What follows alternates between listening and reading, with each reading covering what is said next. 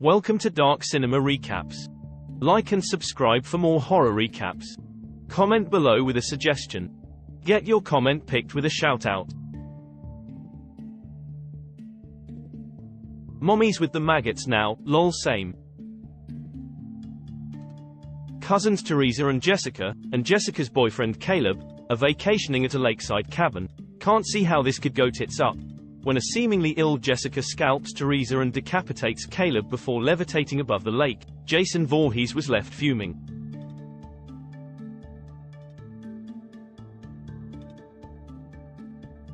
One day earlier, upset at learning she is pregnant, guitar technician, aka unemployed, Beth visits her sister Ellie, a tattoo artist and single mother to teenagers Danny and Bridget, the world's most generic boring characters ever, and child Cassie, in their home at Mond Apartments, a condemned Los Angeles apartment complex.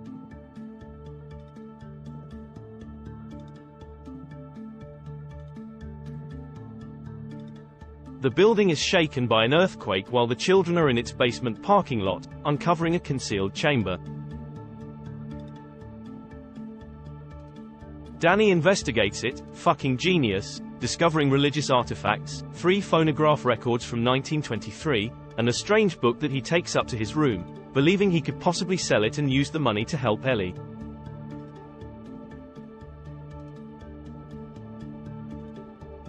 The initial record details rejected efforts by a priest to research the book, revealed to be one of 3 volumes of the Naturam de Monto. The subsequent record reveals the priest continued his research in secret and recites an incantation that summons demonic entities known as Deadites. Absolutely ledge decision. The building's power fails and Ellie is possessed by an unseen force, still would though. She returns to the apartment in a trance, menacingly threatens her family, and dies after pleading with Beth to protect her children. Awkward stiffy is awkward. Beth and Ellie's neighbors help lay her to rest in her bedroom and search for a way out. They find that the staircase has collapsed, because why wouldn't it? The elevator is damaged, and they're unable to access the fire escape before Ellie revives and attacks the family, wounding Beth and Bridget. Lol, Bridget deserves it, she could put a glass eye to sleep.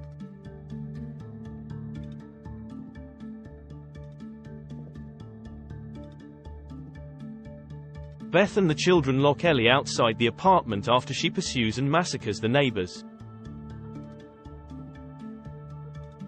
Danny, the absolute sloppy cock that he is, confesses to Beth about recovering the Naturam de Monto, and Ellie tricks Cassie into unlocking the door before attacking her. Again, still would, not my proudest wank.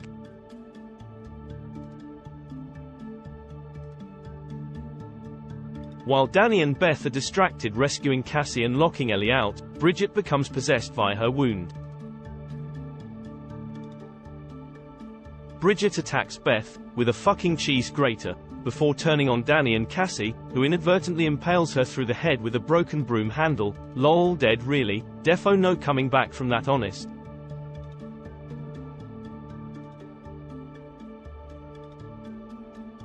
Beth listens to the 3rd record to understand how to exorcise the Deadites, but learns the priest failed and his allies were all possessed, or they were just from Milton Keynes, with only complete destruction of the host stopping the Deadites.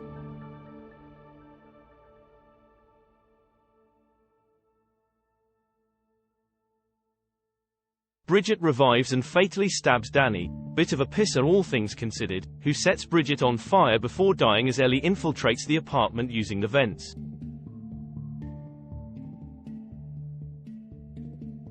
Realizing Beth is pregnant, Ellie attempts to rip the fetus out of her, but Beth and Cassie are able to incapacitate her with scissors.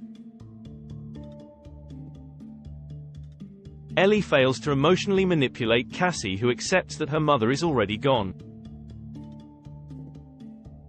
Danny and the bodies of the neighbors are possessed, leading Beth and Cassie to take shelter in the damaged elevator. Ellie, Bridget, and Danny merge into a multi-limbed creature known as the Marauder, Stillwood, and climb atop the elevator to attack the pair as the elevator fills with blood. No, I'm not making that joke.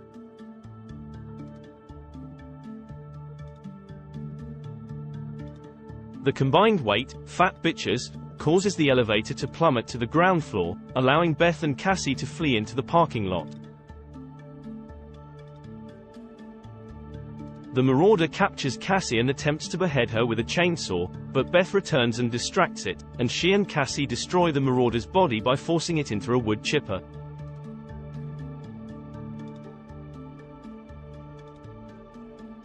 Ellie's decapitated head, "Still would but may not be able to look at my children after," taunts Beth, saying she will be a failure as a mother. She might be right to be fair, prompting her to kick Ellie's head into the chipper.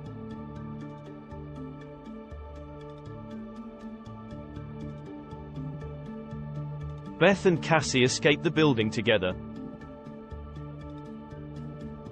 The next morning, Jessica goes to the parking lot to leave for her vacation, where she is attacked by an unseen force.